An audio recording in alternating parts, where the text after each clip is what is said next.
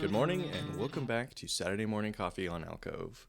I wanted to talk about road trip thoughts. And so, if you had listened to my last episode, I talked about how I went to Seattle, about 6 hours away, for bachelor party and a wedding. And it was Wednesday or Sunday through Wednesday. And so Faith and I decided that we thought it would be a good idea to kill some of that time in between the bachelor party, which was on Saturday at like 9 a.m., and the rehearsal dinner on Monday. And so we took a road trip down to Astoria, Oregon, to take some pictures and just check it out, because it had been a while since either one of us had been there. And so we drove down the Washington coast, and we're passing by here, and as you're passed down this the Washington and Oregon coast too, you end up seeing all of these driveways that trees have overgrown, that there are cement blocks stopping you from going off the road. And it's clearly like a driveway into like a house that is further up in the trees, so you can't really see any of the actual house. You just see these largely overgrown roads that are just like completely inaccessible. And so the kind of first road trip thought I had was, where do these overgrown driveways lead off? And there were so many of them, and I kept finding myself wishing that I could easily know why somebody just left, or knowing why, like, did the owner die and then there was no one to take it? What happened to get the property in this place where it's just been completely abandoned and there's been no efforts, right? And then driving on the highway, I love rest stops. It's just like a little necessity, and it's just I appreciate a good rest stop, especially ones like in Oregon. This is where I've seen it the most, in Oregon, where they've got like coffee being sold there. Perfect. And so I started wondering, like, as we're passing these gas stops, I'm like, who is like the godfather of the modern highway rest stop? Like, where did that idea come from? Surely it had to have been a person who saw this, or came up with it, or saw something, right? And so, like, I couldn't help but just think about who was behind this like highway stop. And then we also passed some really good farmers markets, and so I'm like, oh man, I just like, then I started thinking about, like, what makes a good farmer's market, and when is it not a farmer's market anymore? Like, when does it transition from being a farmer's market to a public market? And like, what is that line of demarcation between those two? And is there even really a strong line between the two? And it's just like, the more farmers markets we saw, the more I was like, what's the difference? Obviously, you can see a difference between like Pike Place in Seattle and the Moscow Farmers Market. Clearly, there's a difference, right? But this came up because we passed two different farmers markets in particular. One, we did not have the time to stop for because we were in a rush to get to the bachelor party on Saturday morning.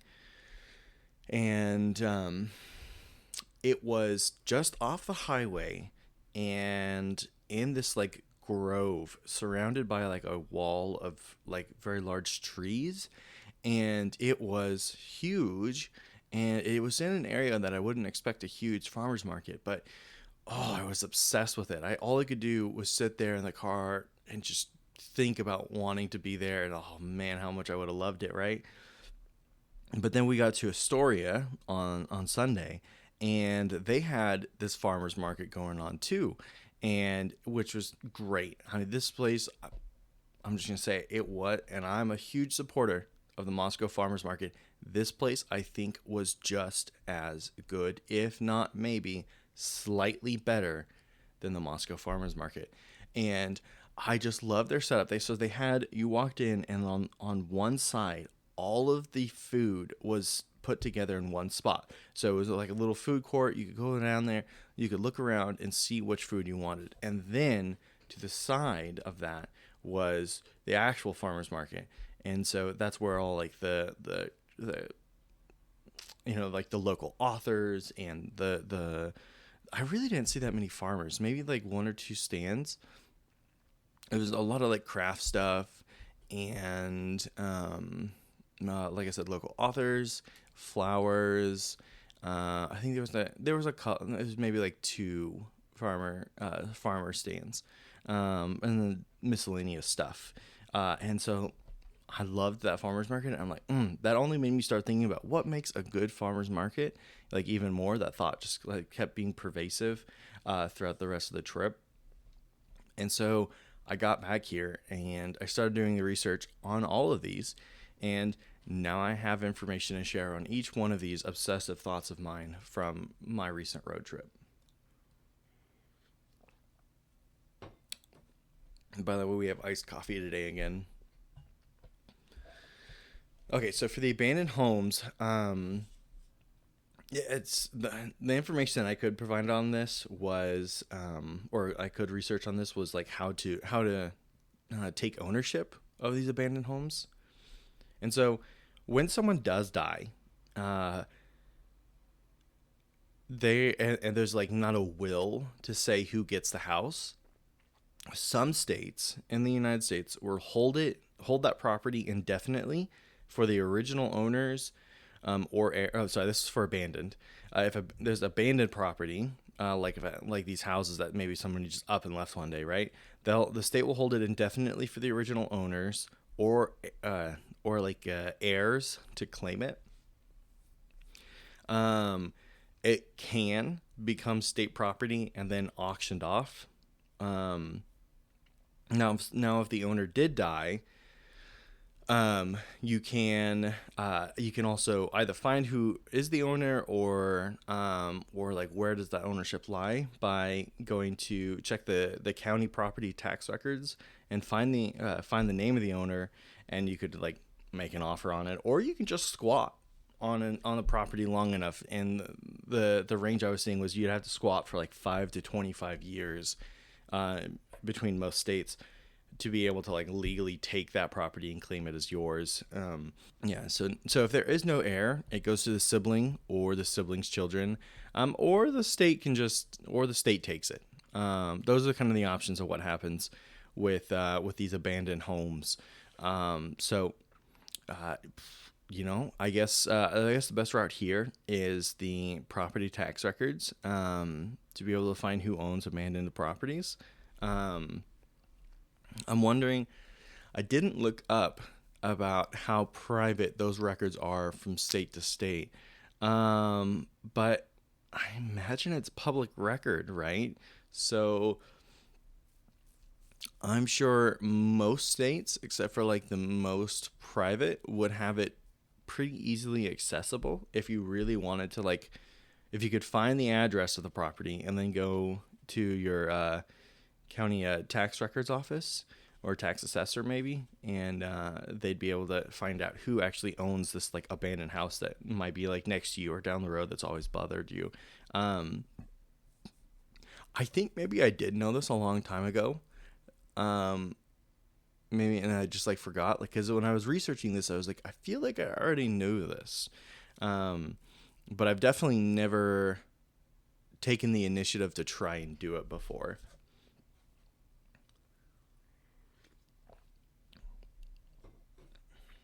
All right, and then I found out there is, in fact, a godfather to the modern highway rest stop. So, it's attributed to a man named Alan Williams, who was the county engineer.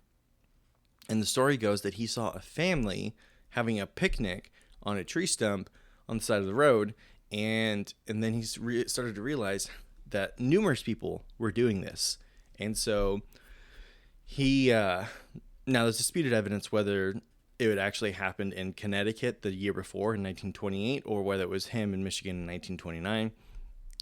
But most evidence, I guess, points towards him in 1929. And so the first rest stop founded was on Route 16, and it was 3 miles south of a town named Saranac. It was on a county road, not any kind of highway. pretty soon, the state highway in Michigan started getting letters about, oh, this is a great idea. Thank you for putting this in, yada, yada, yada. And they're like, what are you talking about? So they found out about it. They loved the idea, and then they started replicating it throughout the state.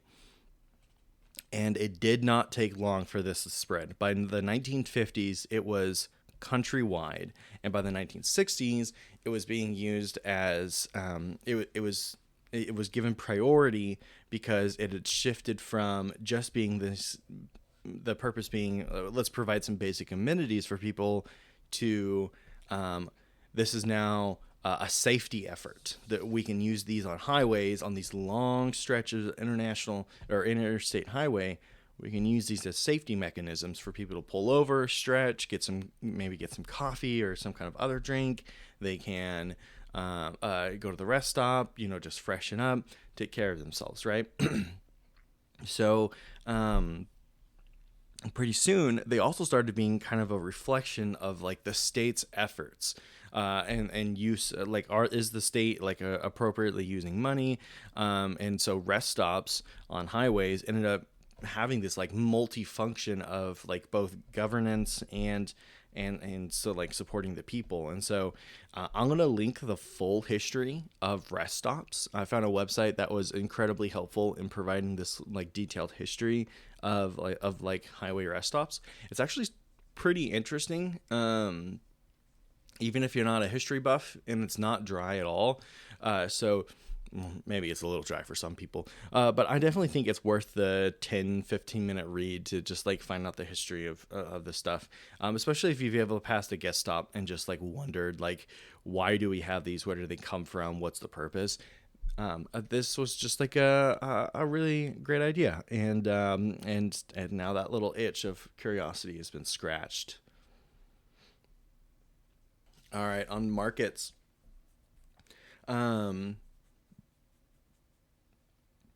What makes a good market to me is one that draws in like the extended or surrounding community, and that has a variety of goods, but puts the focus on local farmers.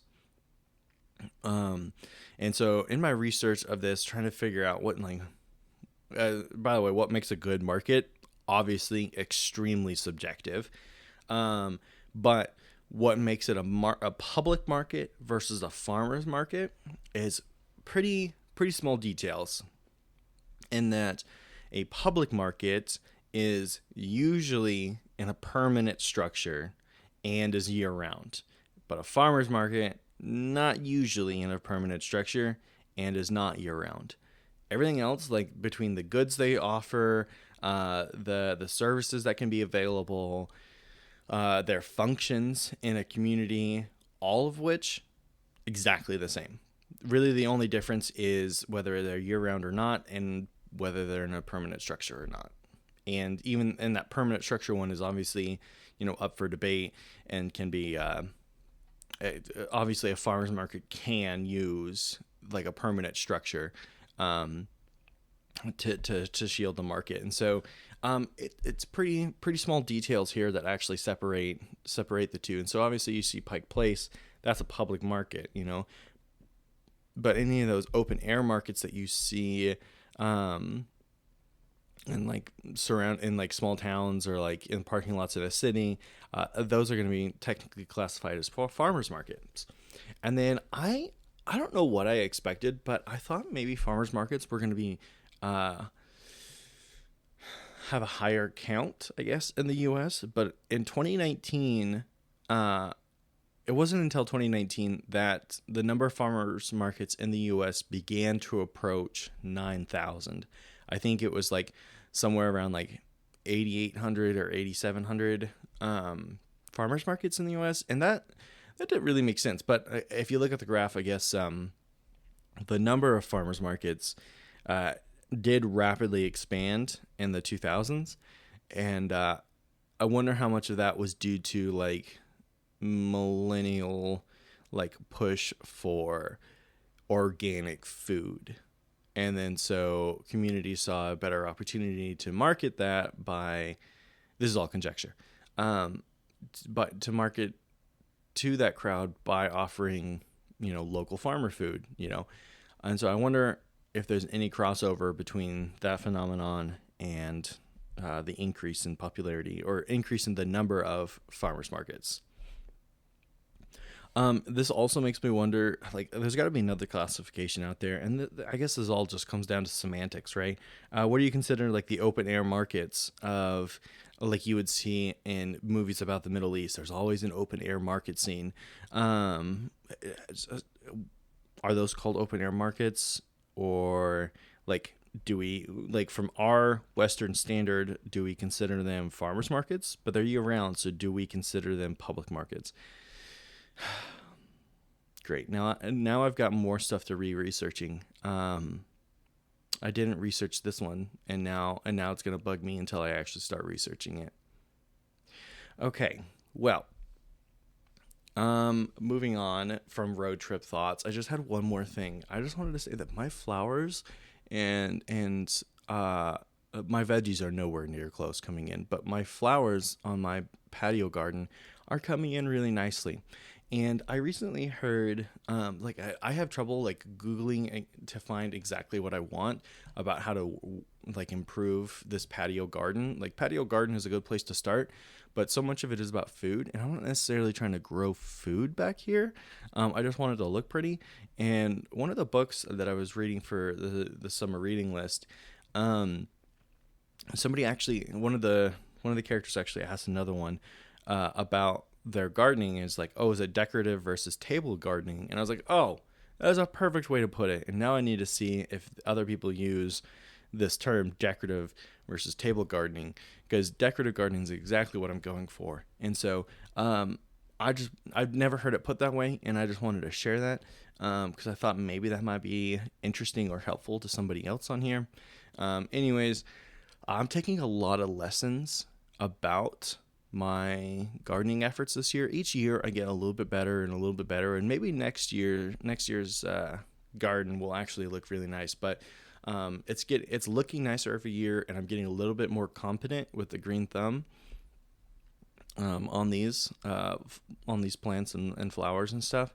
And I'm looking forward to seeing how many other more lessons I can learn. The first one is I have really got to get better about planting these at the appropriate time.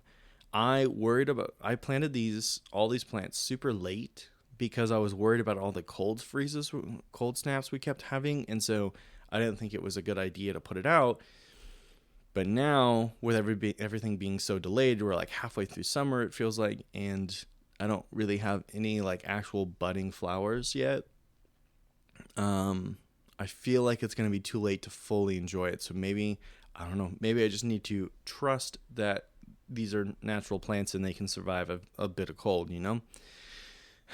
A lot of lessons that I need to continue to learn if I'm going to figure out how to do this decorative gardening. Well, that's it for Saturday morning coffee. I hope that you enjoyed listening to this with a nice cup of coffee or whatever your morning beverage is. Y'all have a good rest of your weekend.